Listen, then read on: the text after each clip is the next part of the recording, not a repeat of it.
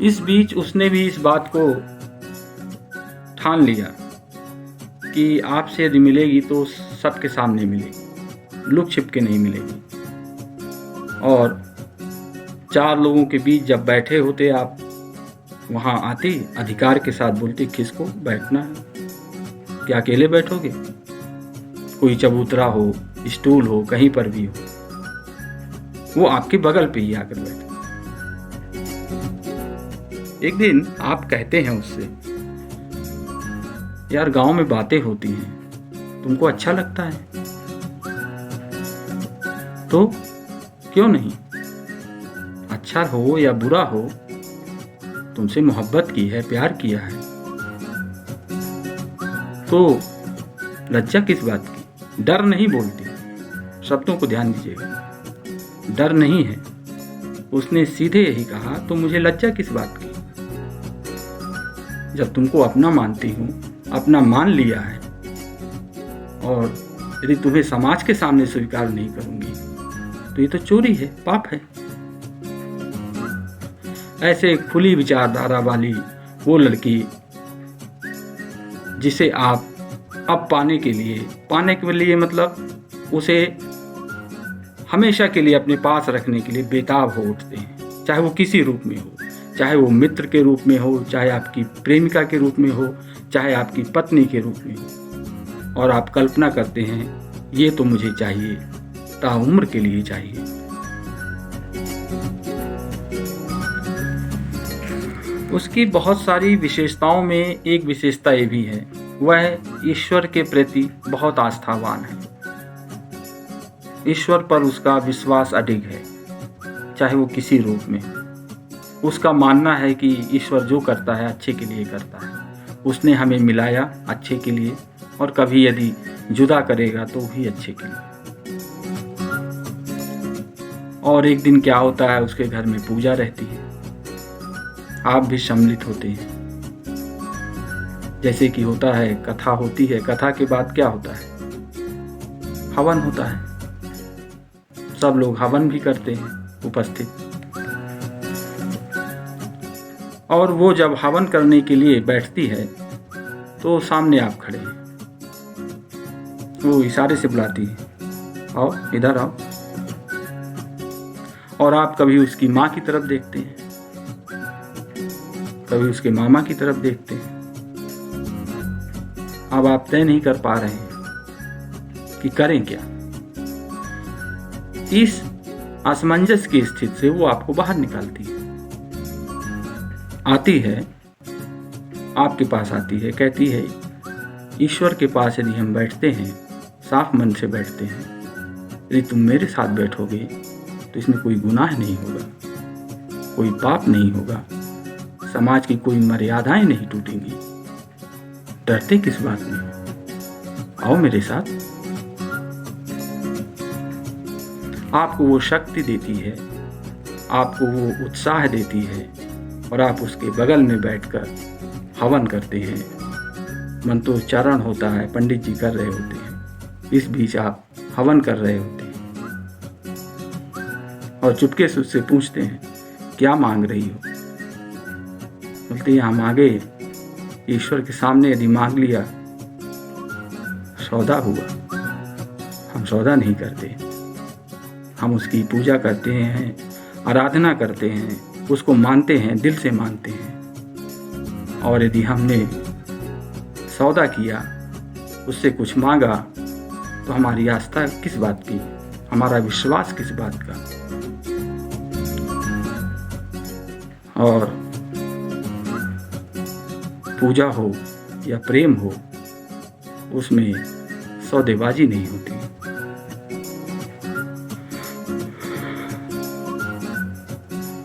प्रेम किया है, तुमसे किया है, ईश्वर से करती हूँ, और उसमें मैं लेन देन करने लगूं।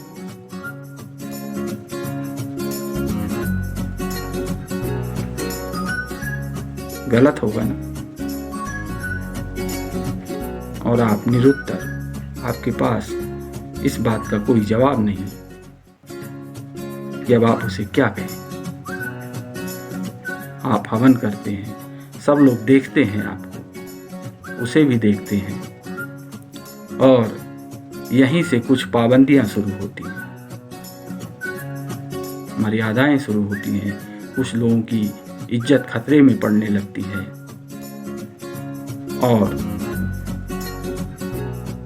आपके बात तो कोई करेगा नहीं आपसे। आपके बड़े बुजुर्ग हैं, आपके घर में kहा जाता है कि उसे रोको, नहीं तो अनर्थ हो जाएगा। हम कुछ भी कर सकते हैं। इसी बीच एक दिन आप उससे मिलते हैं, उसकी कुछ सहेलियां होती हैं, आपका एक वही मात्र दोस्त होता है। एक पेड़ के नीचे बैठते हैं। उसने आपसे 3 सवाल किए और उसने कहा कि इन 3 सवालों के जवाब मुझे पूरी ईमानदारी से देना। मैं बहुत विश्वास के साथ तुम्हारे पास आई हूँ, उतने ही विश्वास के साथ जितने विश्वास के साथ मैंने तुमसे कहा था कि ईश्वर के दरबार में जाने के लिए, उसकी आराधना करने के लिए यदि तुम मेरे पास बैठते हो तो कोई गुनाह नहीं करोगे, कोई पाप नहीं करोगे। तो तुम डर किस बात में रहे हो? तुम मेरे पास बैठो, मेरे साथ हवन करो।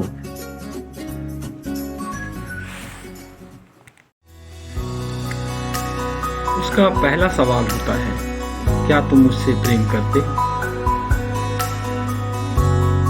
मेरे शरीर से करते हो या मेरे मन से करते हो?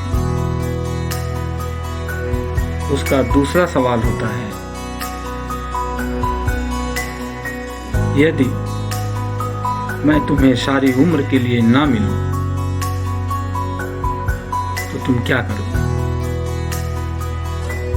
और उसका तीसरा सवाल होता है, यदि मैं तुम्हें अपनी शादी में बुलाऊं तो क्या तुम आओगे?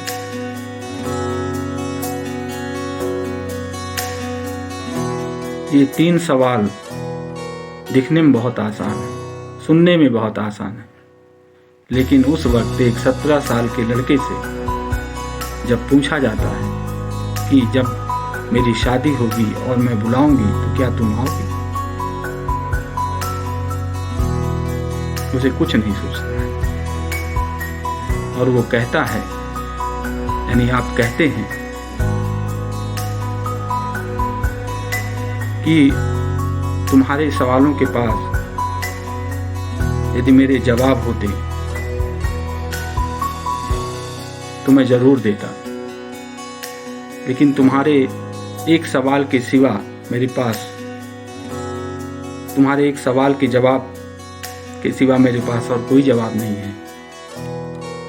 तुम्हें यदि जिंदगी भर के लिए खो दिया तो मैं क्या करूँगा? तुम शादी में बुलाओगी तो आऊँगा कि नहीं आऊँगा नहीं जानता, पर हाँ इतना ज़रूर कहता हूँ कि तुम्हारे मन से, तुम्हारे शरीर को अलग करके मैं कभी नहीं देख पाया, और आप इस बात को स्वीकार करते हैं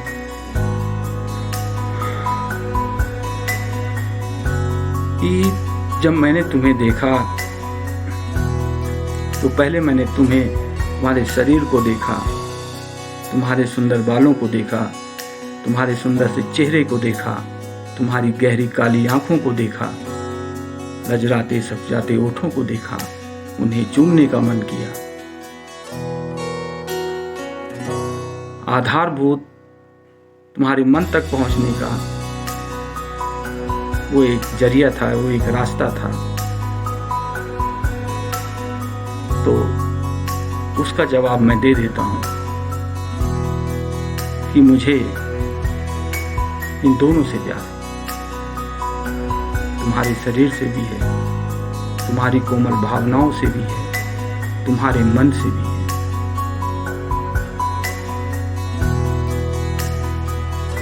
और धीरे से वो आपका हाथ पकड़ लेती है और कहती है, बस इसी मोह से तो मैं तुम्हें निकालना चाहती हूँ।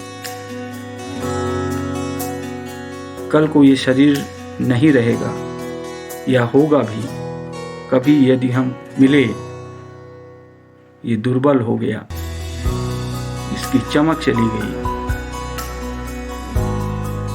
इसमें वो सौंदर्य न रहा जो आज है।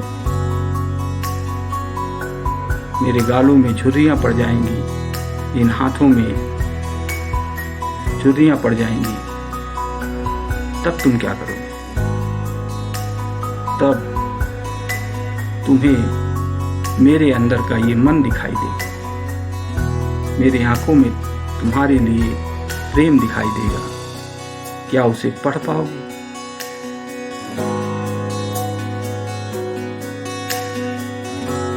और एक पल के लिए आप ये समझ लेते हैं कि आप उस मुकाम तक पहुंच गए हैं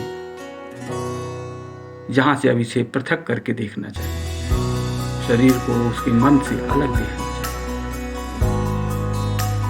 और आप तय करते हैं और एक अपना जवाब देते हैं कि यदि तुम्हें यही सुनना है तो हाँ, मैं तुम्हें मन से चाहता हूँ, हृदय से चाहता हूँ। लेकिन मैं फिर कहूँगा कि मैं तुम्हारे मन तक पहुँचने के लिए, तुम्हारे आत्मा तक पहुँचने के लिए मैंने इस शरीर का इस्तेमाल किया है, मैंने इस शरीर को देखा है, मैं उसे भी नहीं भूल सकता। ये बात अलग है, कभी हम मिले तो ये सौंदर्य न रहे, लेकिन ये चाहत रहेगी, ये मोहब्बत रहेगी।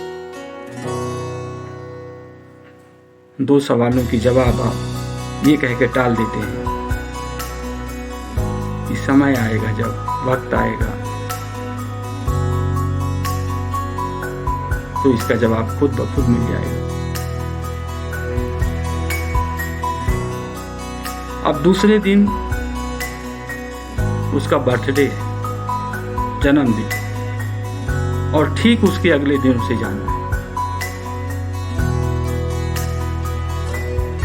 बर्थडे के दिन, जन्म दिवस के दिन उसकी लंबी उम्र के लिए उसके घर वाले फिर से पूजा का आयोजन करते हैं। और इस बार पूजा उसके घर में नहीं होती, बल्कि गांव में एक प्रसिद्ध मंदिर है, वहां आयोजित की जाती है। आपको कोई बुलाता नहीं है, आपके घर वालों को निमंत्रण आता है, लेकिन आपको कोई निमंत्रण नहीं है। और शायद उसकी माँ को छोड़कर कोई नहीं चाहता कि आप वहां पर पहुंचे। और आप बुआ से पूछते हैं, बुआ कल पूजा है, इसके बाद तुम चली जाओगी? बोलती हाँ, अल्लाह चले जाएंगे।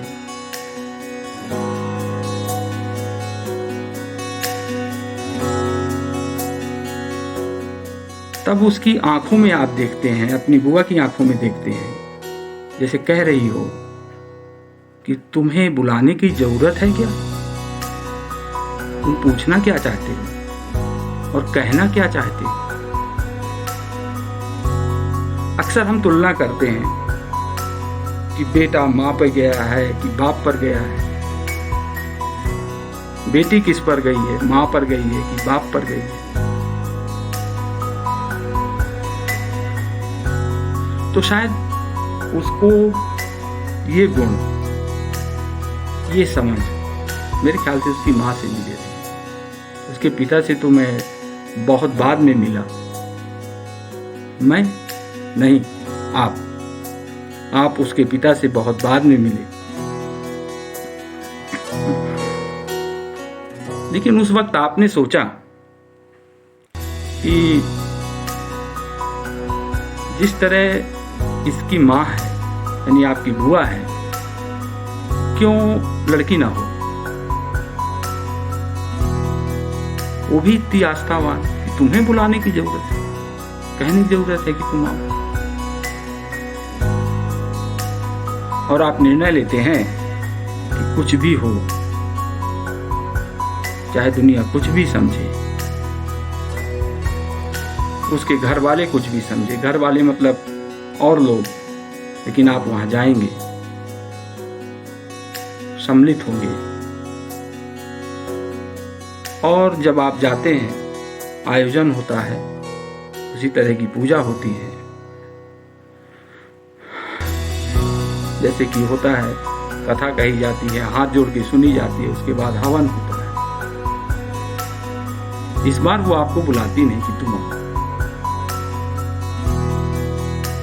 पता नहीं आप में इतनी शक्ति कहाँ से आ जाती है कि उस दिन की कही उसकी बात आपको उस वक्त याद आती है कि जिस स्थान पर जिस ईश्वर की हम पूजा कर रहे हैं, उसमें यदि तुम मेरे साथ बैठते हो तो कोई गुनाह नहीं होगा, कोई पाप नहीं होगा, उससे समाज की कोई मर्यादा नहीं टूटेगी। यदि टूटती है तो टूटने दो। और आप किसी से कुछ नहीं कहते, किसी से कुछ नहीं पूछते। जब वो हवन कर रही होती है, उसके बगल में जाकर बैठ जाते हैं और हवन का एक कौर उठाते हैं और उससे कहते हैं, इस रिश्ते ने मुझसे बहुत कुछ छीना है। आज मैं इन सभी रिश्तों को इसी हवन कुंड में आहूत करता हूँ। और आज से मेरा सिर्फ एक ही धर्म है और वो है मित्रता का धर्म। यदि रिश्ते में तुम्हारी माँ मेरी बुआ ना होती तो मैं लड़ लेता, चाहे जिससे लड़ना पड़ता, लेकिन अपनी बुआ से कैसे लड़ूं मैं। कल को इतना सामर्थ्यवान हो जाऊं, पढ़ लिख कर इतनी समझ आ जाए, इतने पैसे आ जाएं, समझ कहाँ पैसे आ जाएं, इंडिपेंडेंट हो जाऊं, किसी के इतनी सामर्थ्य आ जाए कि किसी के पूछने की जरूरत ना हो, किसी से पूछने की जरूरत ना हो, तुम्हारा हाथ पकड़ूं और खींच कर तुम्हें उस दायरे से अपने दायरे में ला दूं।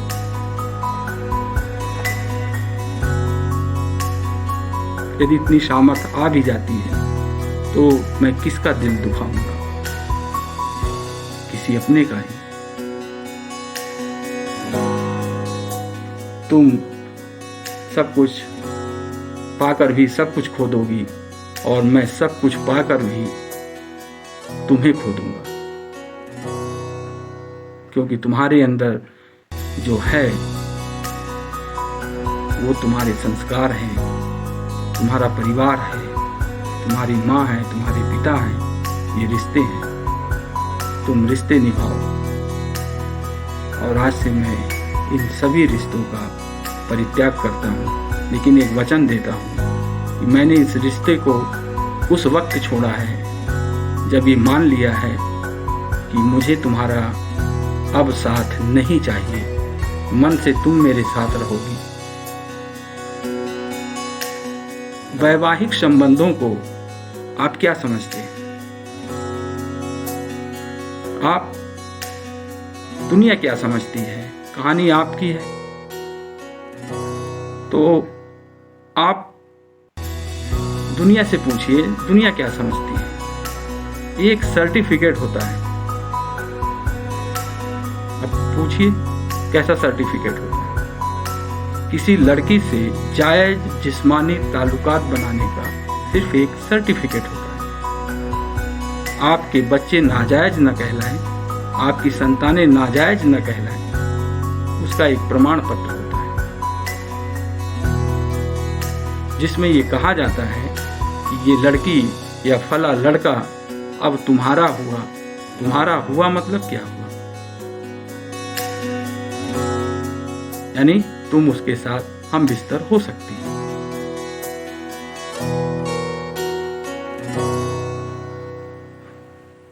मन से उठती हो हृदय की सरल भाव तुम तक पहुंचाता हूं।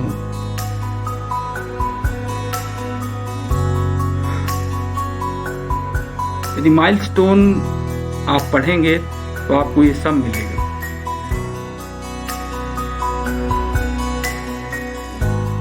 और मेरे ख्याल से आपकी कहानी है, समाज वैवाहिक संबंधों को 7 जन्मों का मानता है, 7 जन्म के संबंध होते हैं। अच्छा ये बताइए, समाज से पूछिए आप, यदि पुष्प वाटिका में जब सीता राम से मिली तो क्या वो जानती थी आप आज कह सकते हैं कि वो ईश्वर थे, उनको मालूम रहा है, लेकिन एक साधारण मनुष्य के तौर पर सोचिए तो क्या उस सीता जी को मालूम था कि ये दो राजकुमार जो कहीं से, उस समय तो उनको ये भी नहीं मालूम था कि राजकुमार हैं, इतने बड़े ये था कि ऋषि के साथ आए हैं, कोई कुमार हैं, राजा के लड़के हैं, ये नहीं मालूम था कि दशरथ पुत्र हैं और क्या इतने सामर्थ्यवान हैं कि धनुष तोड़ सकते हैं। तब वहां पर पहली नजर में उन्होंने राम को देखा और राम ने स्वयं लक्ष्मण से स्वीकार किया कि हे भ्रात, इस सुंदरी को देखकर मेरे मन में वो इच्छाएं जन्म ले रही हैं जो किसी के लिए आज तक नहीं हुई। मेरा मन विचलित हो रहा है। तब क्या राम को मालूम था कि वो धनुष तोड़ेंगे? जहां इतने बड़े बड़े योद्धा आए थे, तब सीता जी ने माँ गौरी की उपासना की, आराधना की। वो प्रेम था कि जो बाद में अरेंज मैरिज हुई। राम ने अपना पराक्रम दिखाया, सीता को वरण किया।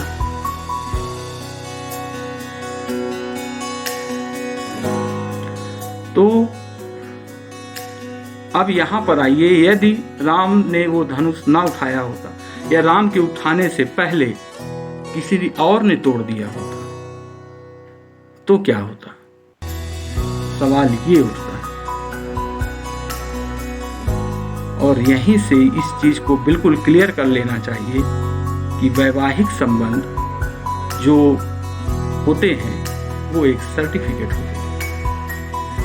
मन से जो संबंध बनते हैं वो होते हैं 7 जन्म के, मरणोपरांत भी रहते हैं। आपकी कोई अधूरी इच्छा आपके मन में रह जाए तो उसे पूरा करने के लिए आप पुनः जन्म लेते हैं, इस संसार में दोबारा आते हैं।